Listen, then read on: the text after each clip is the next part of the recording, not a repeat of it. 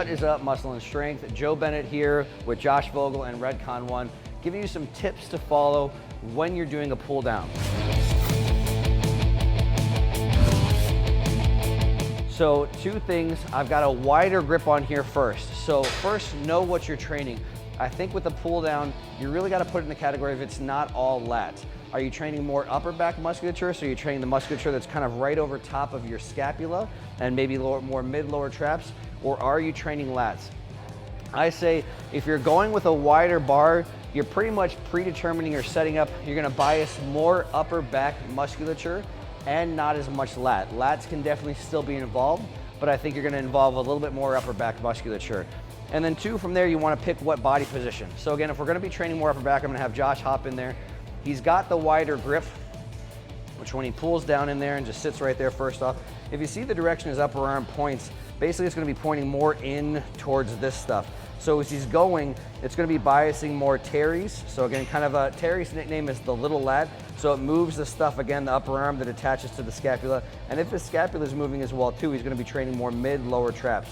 So as he pulls down, you can see his elbows are flaring pretty wide from his body. Everything lines up pretty well with the rear delts as well too.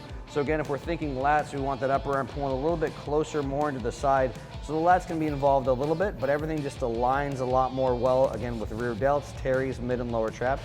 I also say too, if your goal is to train more upper back, lean back just a little bit. So again, if we look at that bar path where that cable is and he pulls down and holds right here, all of that stuff just kind of points more upper back musculature. Where if he's thinking more lats, he wants stuff more going towards the lat insertion, which is going to be towards his pocket. So he's going to do 1 or 2 more reps here. If you're doing this, the focus that I'm saying that you're going to want to have is as you come to the top, let the traps move, scapula comes kind of up, kind of forward just a little bit and pulls down and back.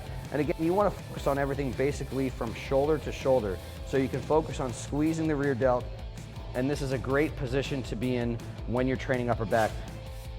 So again, if we're doing a pull down, we want something that matches that motion where we're basically going to be letting the lat do most of the work. So again, if he just pulls down both hands in this position, you can kind of see where his hands are at, especially if he tucks in close, is a little bit more of a shoulder width grip.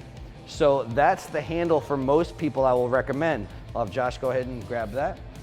Again, for a guy Josh's size, this is pretty much shoulder width for him. If you got a little bit more narrow clavicle, sometimes you're a smaller guy or a smaller female, you could have a slightly closer grip, but for most people, somewhere around shoulder grip.